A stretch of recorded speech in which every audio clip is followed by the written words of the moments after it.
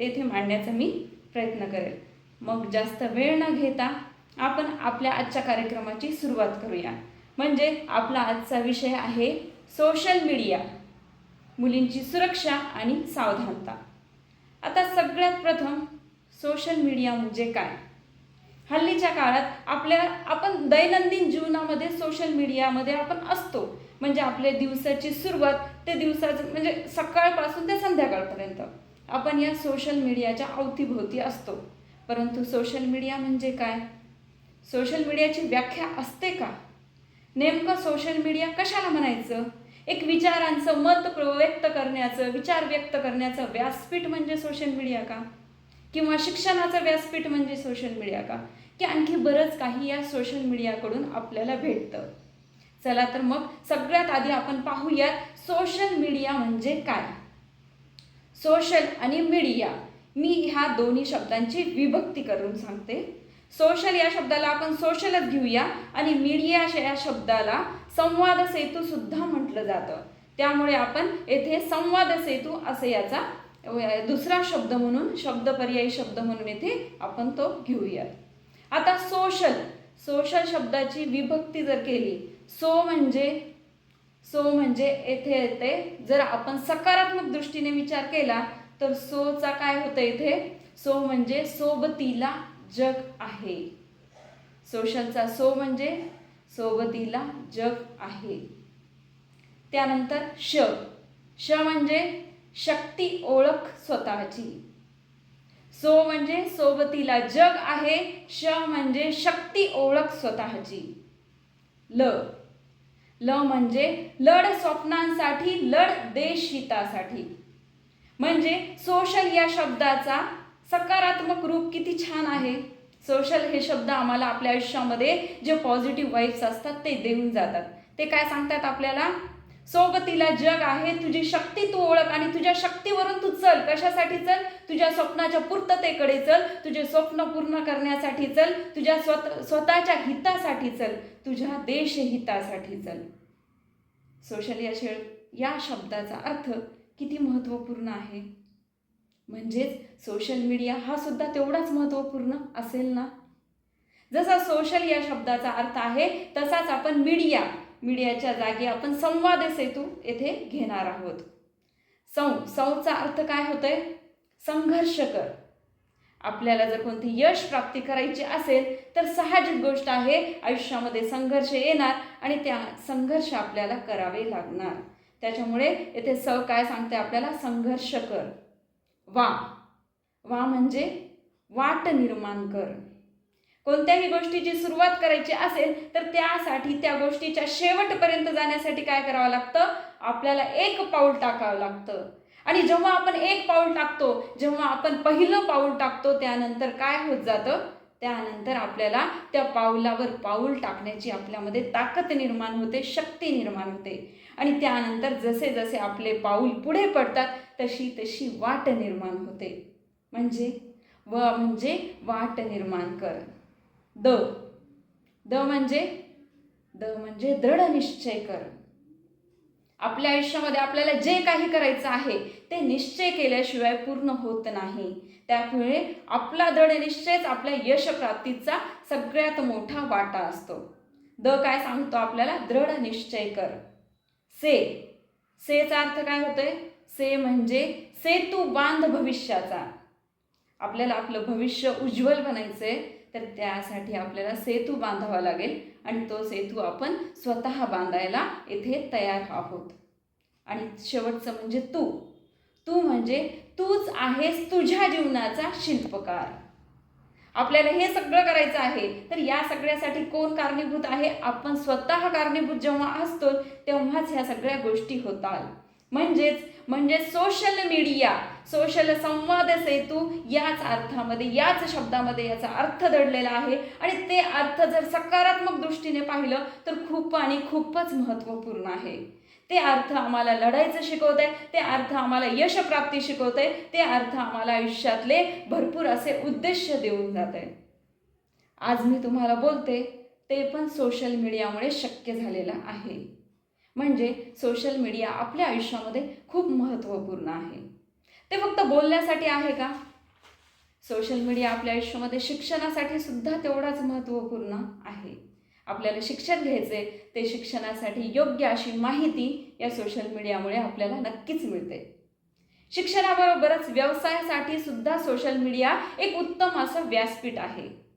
आता व्यवसायासाठी म्हणजे जर समजा माझ्याकडे कपड्याची दुकान आहे, हल्लीच्या काळात सगळ्यांना कपड्याचं क्रेज असतं. हल्लीच्या काळात जसा ट्रेंड आहे तसे सगळेजण कपडे घालतात, यावर मला विशेष अशी सांगायची गरज नाही आहे. म्हणजे सोशल मीडियावर जर आपण आपला बिझनेस आहे, तो बिझनेस आपल्या ज्या व्यवसायाच्या अनुरूप ज्या गोष्टी आहेत त्या आपण त्याच्यावर शेअर केल्या तर काय होतंय, नक्कीच आपला व्यवसाय चांगल्या पद्धतीने आणखी पुढे जाण्यास मदत होते. म्हणजे सोशल मीडिया व्यवसायासाठी तेवढाच महत्त्वपूर्ण आहे. आपले विचार आपण यावर मांडू शकतो? हो, नक्कीच मांडू शकतो. सोशल मीडियामध्ये आपण आपले विचार मांडून आपण मत या ठिकाणी मांडू शकतो. आपले सकारात्मक विचार आपण येथे मांडून आपण सर्वांना सकारात्मक ऊर्जासुद्धा या सोशल मीडियामुळे देऊ शकतो. कला म्हणजे आपल्या अंगी असणारे जे कला असते त्या कलेला सुद्धा आपण या सोशल मीडिया समोर मांडू शकतो. त्यामुळे आपल्याला तर फायदा होतो, परंतु याचा फायदा दुसऱ्यांना सुद्धा होतो. वक्तृत्व कला आहे, पाककला आहे. माझा आवाज येतोय?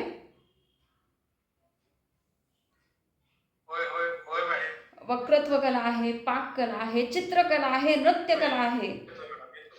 कोणतीही कला जरी असली तर ती सोशल मीडियामुळे आपण इतरांपर्यंत पोहोचू शकतो आणि तसेच आपल्याला ज्या गोष्टी हव्यात त्यासुद्धा आपण जाणून घेऊ शकतो. म्हणजे सोशल मीडिया हे आपल्यासाठी एक उत्तम व्यासपीठ आहे. परंतु जेव्हा आपण याचा सकारात्मक पद्धतीने, जेव्हा आपण याचा पॉझिटिव्ह वेने आपण याचा फायदा घेऊ तेव्हा. म्हणजेच मला काय म्हणायचं आहे तुमच्या नक्कीच लक्षात आलं असेल. जसं सरांनी सांगितलं, नाण्याला दोन बाजू असतात. प्रत्येक गोष्टीला दोन बाजू असतात. एक म्हणजे सकारात्मक आणि दुसरी म्हणजे नकारात्मक. मग सोशल मीडिया वापरताना बुद्धिचातुर्य वापरावं लागतं. आता बुद्धिचातुर्य म्हणजे काय? बुद्धिचातुर्य म्हणजे एखाद्या गोष्टीचा सकारात्मक आणि नकारात्मक दोन्ही पद्धतीने विचार करणं आणि त्या विचारावर योग्य असा निर्णय घेणं म्हणजे बुद्धिचातुर्य. म्हणजेच मला काय म्हणायचं आलंय, तुमच्या नक्कीच लक्षात आलं असेल की बुद्धिचातुर्य वापरून आपल्याला सोशल मीडिया हाताळावा लागतो. म्हणजेच सोशल मीडियाच्या सकारात्मक रूपासोबत याचं नकारात्मक सुद्धा रूप आहे आणि त्या रूपाचा सुद्धा आपल्याला येथे विचार करावा लागणार आहे. जसं सकारात्मक स्वरूपाला मी विभक्त करून मांडलं होतं, अगदी तसंच नकारात्मक स्वरूपाला सुद्धा मी तुमच्या समोर मांडू इच्छिते. आपण सोशल आणि मीडिया, तर याच्यामध्ये मीडियाला संवाद सेतू असं घेतलं होतं, तसंच आपण पुन्हा करणार आहोत. यामध्ये नकारात्मक स्वरूप सांगते, लक्ष देऊन ऐका. सोचं काय होणार आहे आता? सोबतीला कोणीच नाही, सगळे स्पर्धक बनले. म्हणजे सोबतीला कोणी नाही, सगळे स्पर्धक बनलेले आहेत. श म्हणजे शब्द भरपूर आहेत, परंतु त्या शब्दाचे अर्थच हरवून गेले. शब्द भरपूर आहेत, त्या शब्दांचे अर्थच हरवून गेले. ल म्हणजे लक्ष धूसर झालं. लक्ष म्हणजे काय? लक्ष म्हणजे आपलं एम, आपलं जे यश आहे. आम्हाला आयुष्यामध्ये भरपूर काही करायचंय, परंतु काय करायचंय तेच कदाचित आमचं कन्फ्युजन आत्तापर्यंत आम्ही सोबत घेऊन चालतोय. म्हणजे लक्ष धूसर झालं. आता येथे पुन्हा मी संवाद सेतू हा शब्द घेत आहे. सम म्हणजे संवाद हरवला. सोशल मीडियाच्या नकारात्मक स्वरूपात ही सगळ्यात मोठी गोष्ट आहे की याच्या नकारात्मक स्वरूपाचा सगळ्यात मोठा परिणाम दिसून येतो, तो म्हणजे संवादावर. येथे संवाद नक्कीच हरवला आहे. वागणं गोड, मनात मात्र विष. आम्ही जे दाखवतोय ते क्षणिक आहे, मनात मात्र दुसरंच काहीतरी चाललेलं असावं. दचा अर्थ होतोय दया नाही, दंभ वाढला. कुठे ना कुठे याचं नकारात्मक जे स्वरूपाचं परिणाम आहे ते आमच्या माणुसकीवर कदाचित होत चालला आहे. दया, माणुसकी ह्या गोष्टी कदाचित आमच्याकडून मागे जात आहेत, परंतु दंभ मात्र नक्कीच येथे निर्माण होत आहे. से, सेतू, सेचा आपण सेतू घेतला होता भविष्याचा सकारात्मक रूपामध्ये, परंतु येथे सेतू नाहीये, येथे तर चक्क भिंती उभ्या राहिल्यात. मी स्वतः पुढे जाईल की नाही माहीत नाही, परंतु दुसऱ्यांना पुढे न जाण्यासाठी मी भिंत नक्कीच बांधणार आहे. आणि शेवटी तू बदल मग देश बदलेल. म्हणजेच सकारात्मक रूप जसं होतं त्या सकारात्मक रूपाने आयुष्य घडवत होतं, ते सकारात्मक रूप आपलं आयुष्य घडवत होतं. आणि नकारात्मक रूप आपल्या आयुष्याला उद्ध्वस्त करण्याची सुद्धा ताकद ठेवतंय. म्हणजे सरांनी जसं सांगितलं होतं तसंच नाण्याला दोन बाजू असतात, त्या दोन्ही बाजूचा विचार करावा लागतो. सोशल मीडिया आपल्या आयुष्यामध्ये जेवढा उपयुक्त आहे तेवढा घातक सुद्धा आहे. त्याचा उपयोग करायचा आहे की त्याचा जो वार आहे तो सहन करायचा आहे, ते आपल्यावर अवलंबून आहे. आता प्रश्न येथे असा निर्माण होतो, जर सोशल मीडियाचं नकारात्मक रूप आहे आणि त्याचा आपल्या आयुष्यावर परिणाम होतोय का? यामुळे आपल्या मानसिकतेवर परिणाम होतोय का? या सोशल मीडियामुळे आपण स्वतःपासूनच हरवत चाललोय का? यामुळे आपलं करिअर, आपलं एम, आपलं आयुष्य धोक्यात आहे का? आणखी बरंच काही आपण पुढे पाहूयात. हे सगळं तुम्हालाच लक्षात येऊन जाईल. एक छोटंसं स्पष्टीकरण देते. एका गावात हत्ती आला. आता गावात हत्ती आल्यानंतर माहीत आहे लहान मुलांना खूप कुतूहल असतं. कोणती गोष्ट, नवीन गोष्ट गावात आली की लहान मुलं तिथे नक्कीच जातात. तसंच गावात हत्ती आला होता. मुलांनी मात्र तिथे गर्दी केली. मुलं त्या हत्तीला बघायला जाऊ लागले. आता या गावात 4-5 लोकांची इच्छा होती, त्यांनाही त्या हत्तीला पाहायला जायचं होतं. परंतु दुर्दैवाने त्या लोकांना दिसत नव्हतं. म्हणजे ते लोक डोळ्याने आंधळे होते, त्यांना दिसत नव्हतं. पण हत्ती तर पाहायचा आहे. मुलं सांगत होते हत्ती खूप मोठा आहे, हत्ती असा, हत्ती तसा, तसा असा असा सगळं काही ऐकत होते आणि हत्ती मात्र त्यांना पाहायचा होता. आता काय करायचं? मग त्यांनी ठरवलं जे होईल ते होईल, आपण जाऊया आणि आपण हत्तीला तेथे जाऊन पाहूया. म्हणजे एक गोष्ट खूप छान होती, त्यांना हत्ती डोळ्याने दिसत नव्हता, परंतु तरीही त्यांना हत्ती पाहायचा होता. जिद्द होती त्यांना की मला हत्ती पाहायचा आहे. आणि त्यांनी ठरवलं आणि ते हत्तीला पाहायला तिकडे गेले. ज्या ठिकाणी हत्ती होता त्या ठिकाणी ते गेले. आता त्यापैकी पहिला माणूस पुढे आला आणि त्या माणसाने काय केलं? त्या माणसाने आपला हात समोर केला आणि त्याचा हात त्या हत्तीच्या सोंडावर पडला. म्हणजे त्याने जेव्हा हात समोर केला तेव्हा त्याचा हात त्या हत्तीच्या सोंडावर आला. तर ह्या माणसाने काय सांगितलं? या माणसाचं उत्तर होतं हत्ती निमुळता आहे.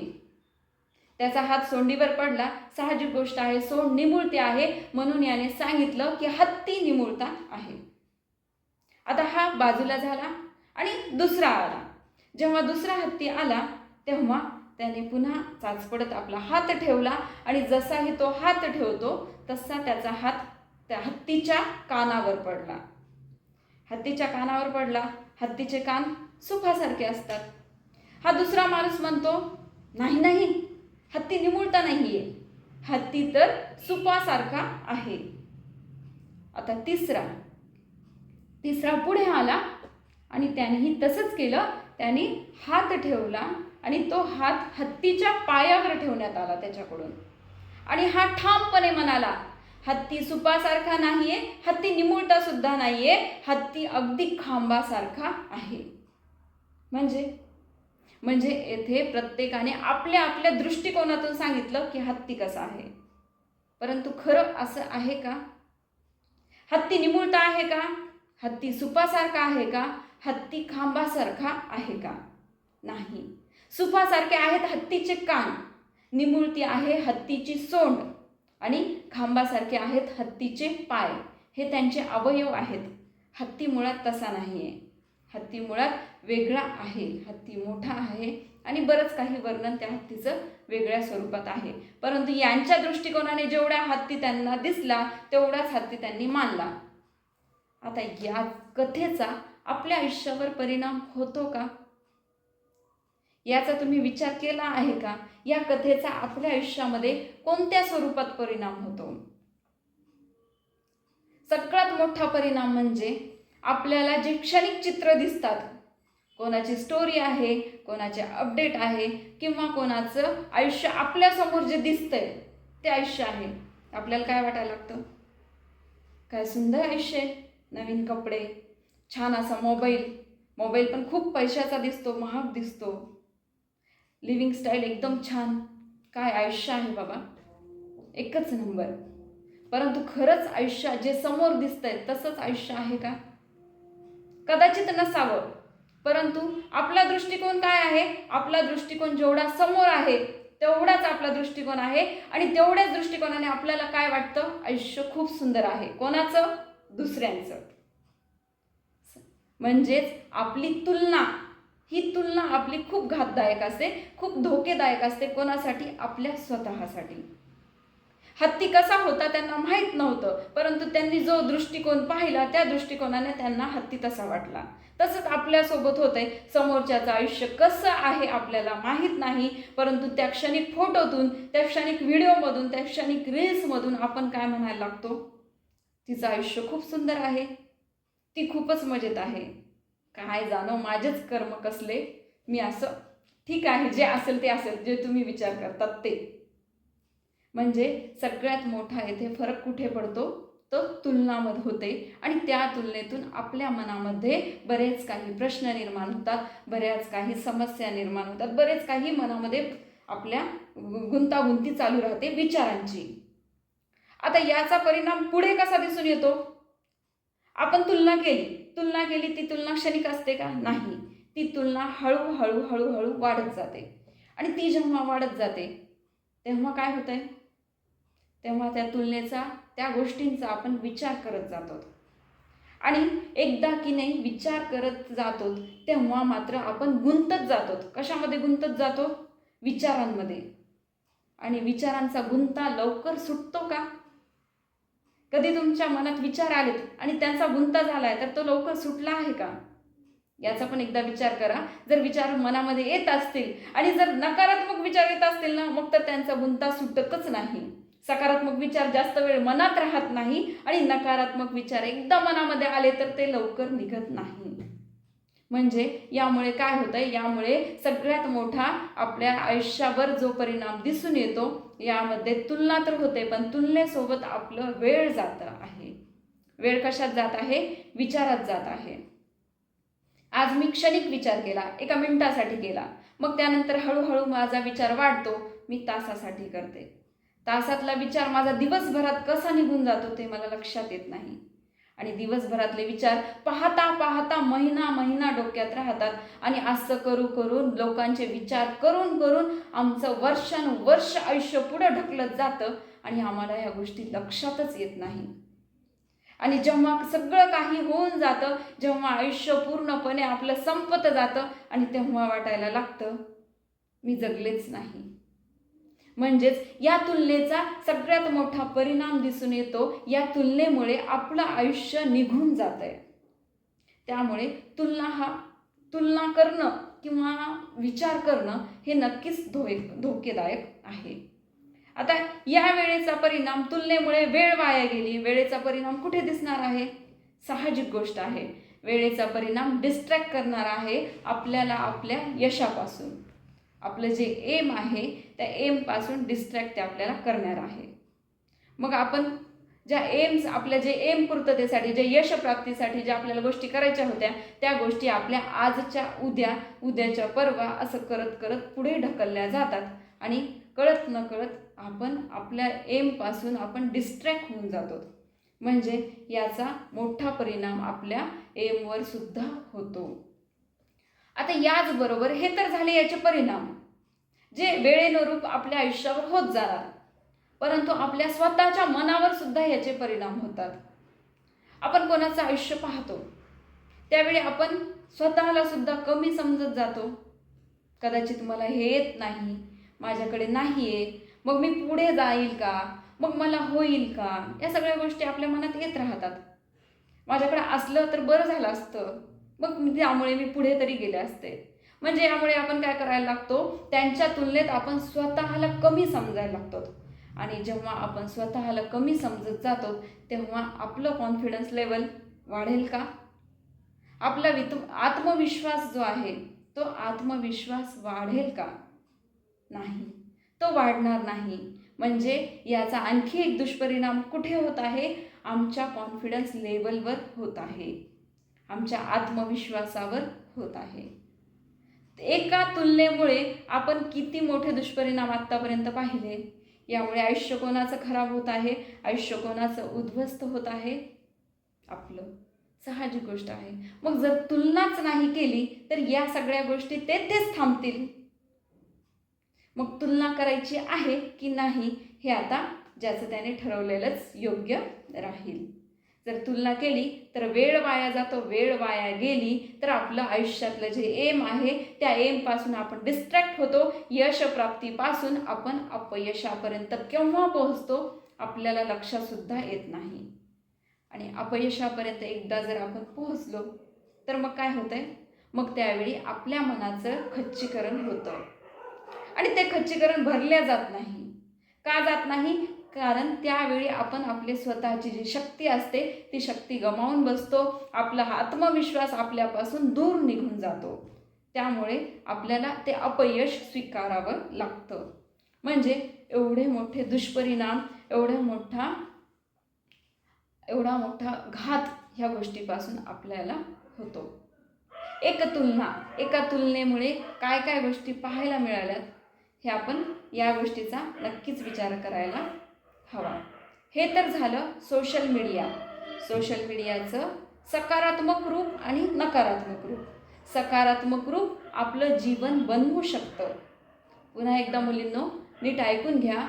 जर तुम्ही याचं सकारात्मक रूप जे आहे त्याचा स्वीकार केला, ज्या तुम्हाला आयुष्यामध्ये ज्या गोष्टी सोशल मीडियामुळे तुमच्या ध्येयापर्यंत, तुमच्या एमपर्यंत तुम्हाला घेऊन जातात, जर तुम्ही त्याचा स्वीकार केला तर काय होणार आहे? तर तुम्ही नक्कीच यशस्वी होणार आहात. परंतु त्याच जागी जर तुम्ही याच्या नकारात्मक गोष्टीमध्ये गुरफटला गेलात, तुमची गुंतागुंती याच्यामध्ये झाली तर तुमचं जीवन उद्ध्वस्त देखील होऊ शकतं. त्यामुळे सोशल मीडिया वापरताना तुम्हाला जीवन बदलायचंय की जीवन उद्ध्वस्त करायचंय याचा बुद्धिचातुर्याने विचार करा. आता बुद्धिचातुर्य म्हणजे काय तुम्हाला माहीतच आहे. मग याचा एकदा नक्कीच विचार करा. हे तर झालं सोशल मीडिया. आता मुलींची सुरक्षा. सगळ्यात आधी एक गोष्ट सांगू का मुलींना तुम्हाला? मुलींची सुरक्षा करायचीच गरज नाही. का? कारण मुलीला शक्ती, मुलगी म्हणजे नारी आणि नारीला शक्ती स्वरूप म्हटलं जातं. आणि जी स्वतःच शक्ती आहे तिला सुरक्षा कशाची?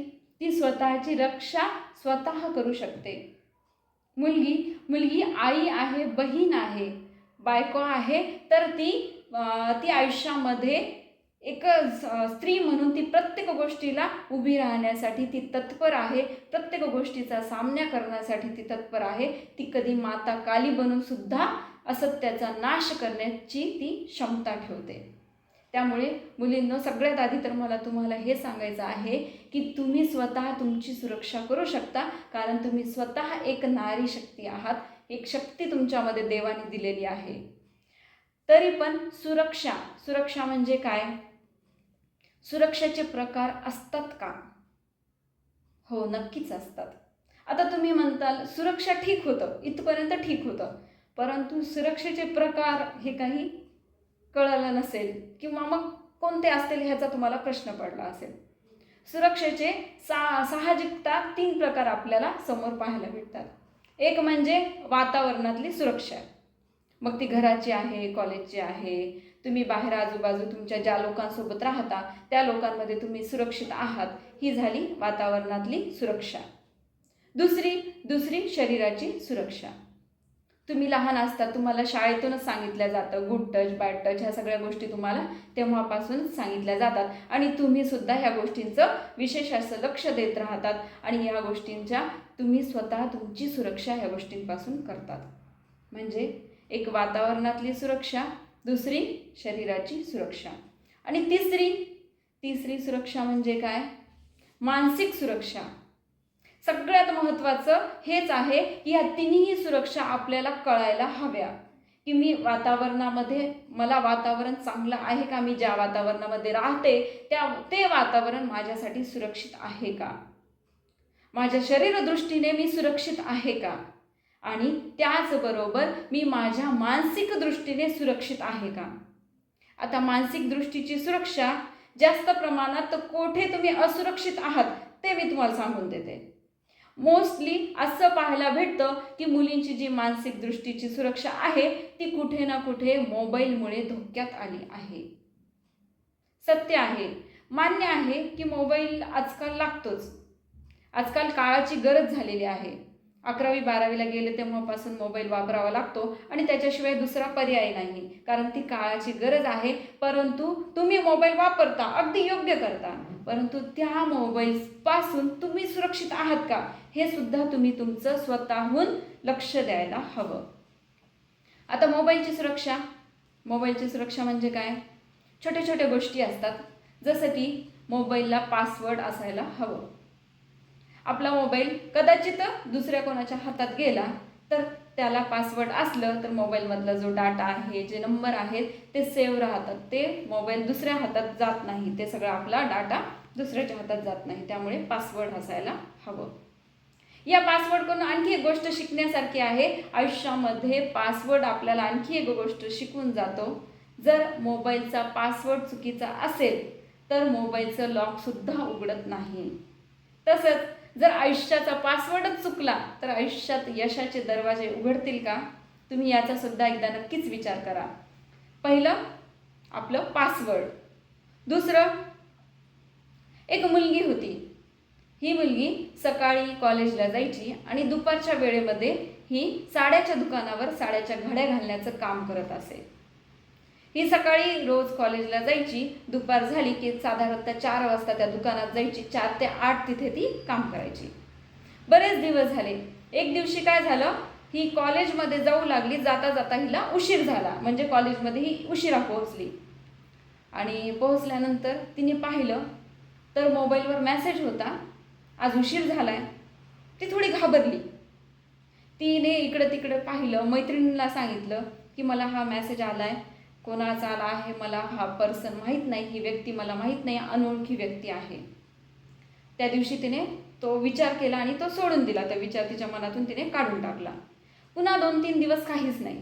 त्यानंतर काय झालं, त्यानंतर एक दिवस ती कॉलेजमध्ये गेली नाही, तर त्या दिवशी पुन्हा मेसेज आला, आज तर कॉलेजलाच गेली नाहीस.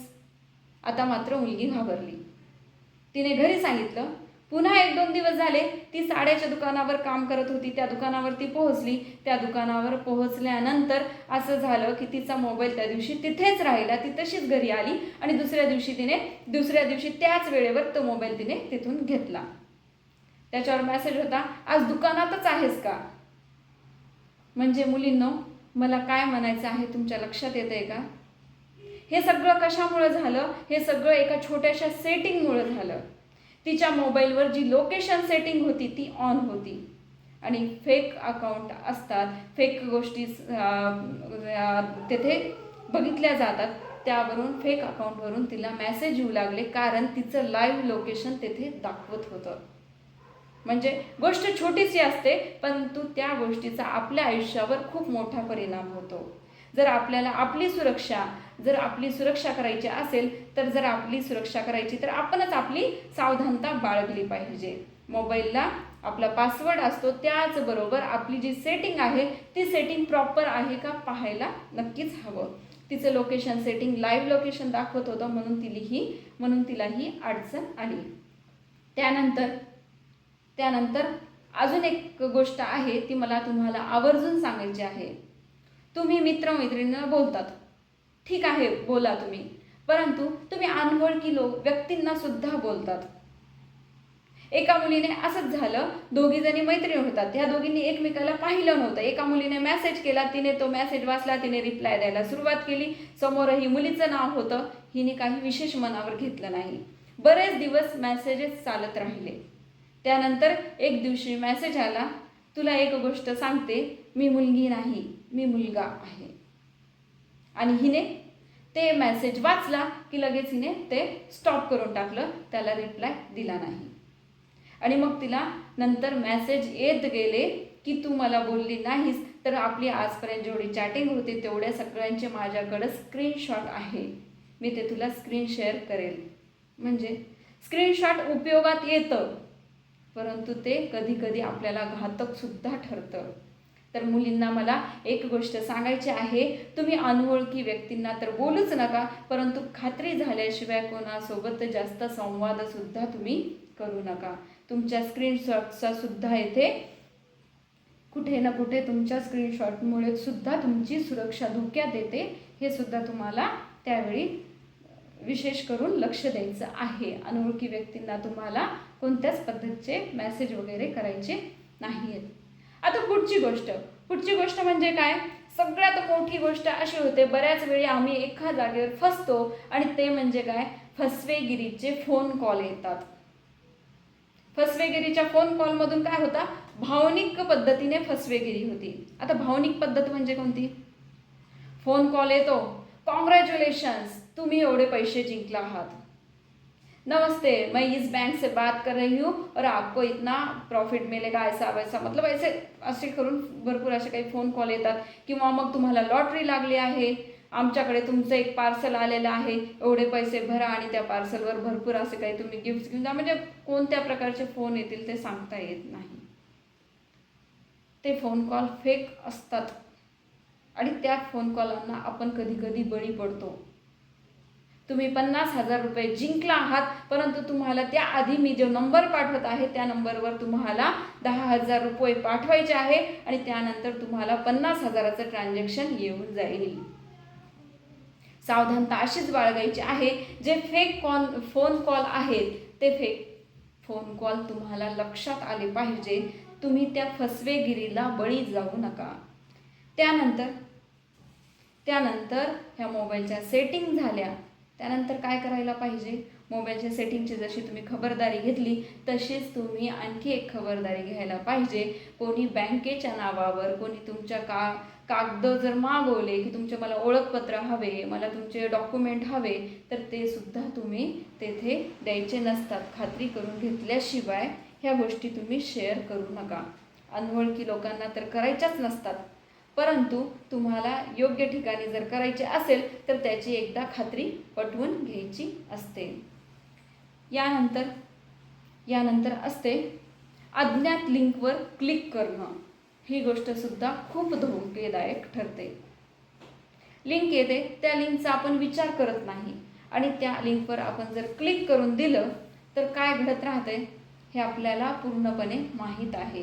त्यामुळे अज्ञात लिंकवर सुद्धा क्लिक करू नका.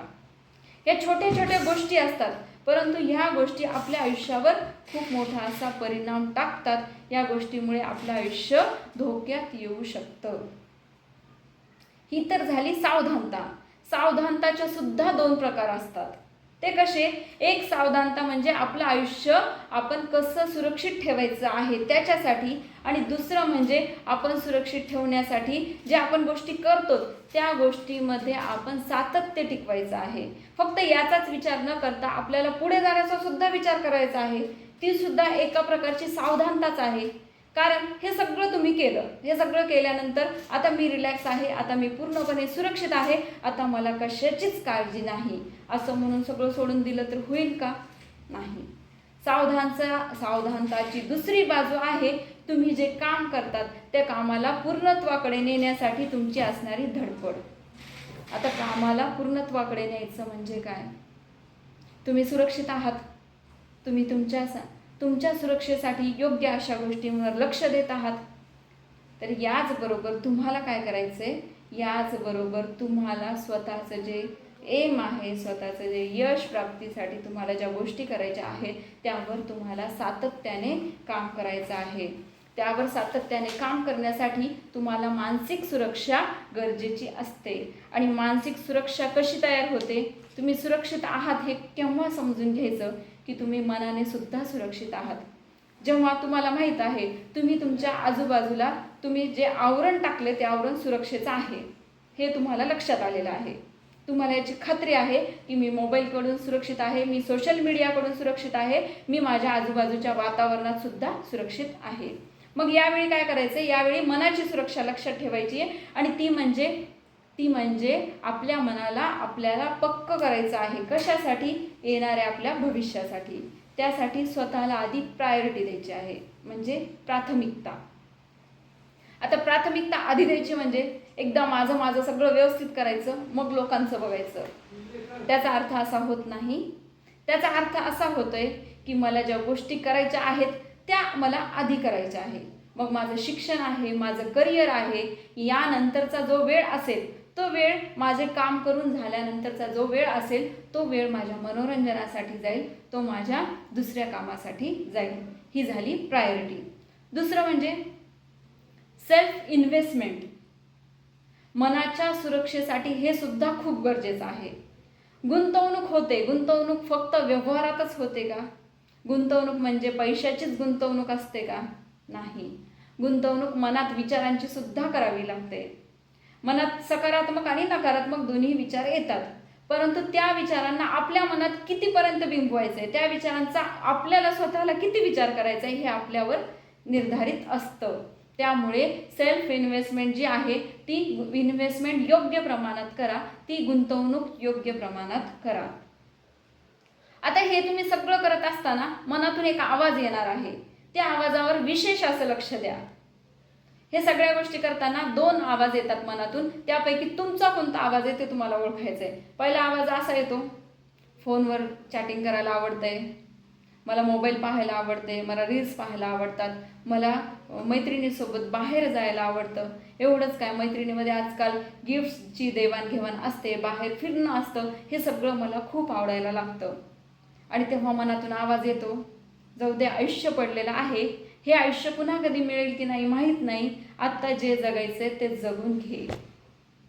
आणि दुसरा आवाज येतो, ह्या सगळ्या गोष्टींसाठी पुढं आयुष्य पडलेलं आहे, आता जे काम करायचे ते काम करून घे.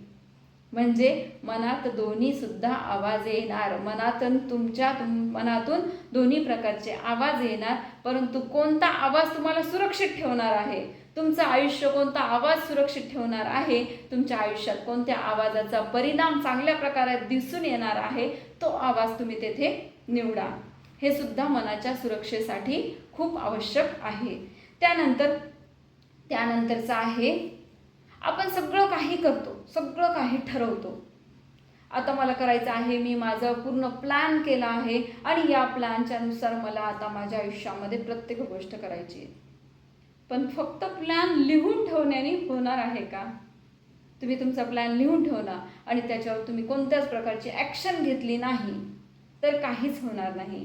मनाच्या सुरक्षेसाठी तुम्हाला तुमच्या कामावर, तुमच्या ज्या प्लॅनवर आहे त्या प्लॅनवर काम करण्याची सुद्धा तुम्हाला तयारी ठेवावी लागेल. कारण तुम्ही जसं जसं काम करताल तसं तसं तुम्ही पुढे जाताल आणि तसं तसं तुम्ही मनाने सुद्धा सुरक्षित होत राहताल. म्हणजेच सुरक्षा फक्त शरीराची नसते, सुरक्षा फक्त वातावरणातली नसते, सुरक्षा मनातली सुद्धा असते. मनातल्या सुरक्षेला जर तुम्ही स्वतःजवळ ठेवलं, तुम्ही जर त्याला सुरक्षित केलं तर तुम्ही शरीराने सुद्धा पूर्णपणे सुरक्षित आहात, तुम्ही वातावरणाने सुद्धा पूर्णपणे सुरक्षित आहात. आणि दुर्दैवाने जर तुम्हाला कुठे तुम्ही असुरक्षित असल्याचं आढळून आलं तर त्यासाठी सुद्धा तुम्ही हेल्पलाईन क्रमांक असतात. जर तुम्ही कॉलेजच्या परिसरात असतात, जर तुम्ही बाहेरगावी राहत असतात, तुम्हाला पोलिसांची सुद्धा मदत घेता येते. तुम्हाला जर मोबाईलवरून कुठे वाटत असेल की तुम्हाला या व्यक्तीकडून त्रास होतोय तर त्यावेळी त्याला ब्लॉक करता येतं. म्हणजे भरपूर काही गोष्टी त्यावेळी तुम्ही करू शकता आणि पुन्हा स्वतःला सुरक्षित ठेवू शकतात. आणि याचबरोबर मला आणखीन एक गोष्ट सांगायची आहे, मुलींना, स्पेशली मुलींना साक्षर व्हायला हवं. आता तुम्हाला वाटेल की मॅडम म्हणतात वेळ आली आहे साक्षरतेची. पुन्हा एकदा ऐका, वेळ आली आहे साक्षरतेची. आता तुम्हाला वाटेल की मॅडम आम्ही तर 10वी झालेली आहे, पुढे शिक्षण घेतोय आणि तुम्ही साक्षर होताय म्हणजे काय म्हणताय तुम्ही? तर मुलींना साक्षर होण्याचा अर्थ असा नाही आहे की तुम्हाला लिहिता वाचता आलं की तुम्ही साक्षर झालात. साक्षरतेचा अर्थ असा होतो, तुम्हाला ज्ञान तर आहेच, परंतु त्या ज्ञानाबरोबर तुम्हाला व्यावसायिक ज्ञान, तुम्हाला बाहेर कसं राहायचं हे सुद्धा कळणं खूप गरजेचं आहे. तुम्हाला पुस्तकी ज्ञान सोबत तुम्हाला व्यावसायिक ज्ञान असणं आवश्यक आहे. तुम्हाला स्वतःच्या रक्षणासाठी, स्वतःच्या सुरक्षिततेसाठी सुद्धा ज्ञान असणं आवश्यक आहे. म्हणूनच तुम्हाला म्हणत आहे की मुलींना साक्षर व्हायची वेळ आली आहे. मला विश्वास आहे आजच्या मुली खूप हुशार आहेत. आजकालच्या मुलींना प्रत्येक गोष्ट माहीत असते आणि त्या जे योग्य असतात ते त्या करतात. परंतु तरीही पण तुम्ही जे करत आहात ते योग्य आहे की नाही याची एकदा नक्की खात्री करा आणि त्यानंतर तुम्ही तुमचं पाऊल उचला. आणि शेवटी वेळेची मर्यादा लक्षात ठेवून मला एकच गोष्ट सांगायची आहे. वेळेच्या मर्यादेला लक्षात ठेवून मी माझं आणखी 2 मिनिटामध्ये इथे माझं व्याख्यान जे आहे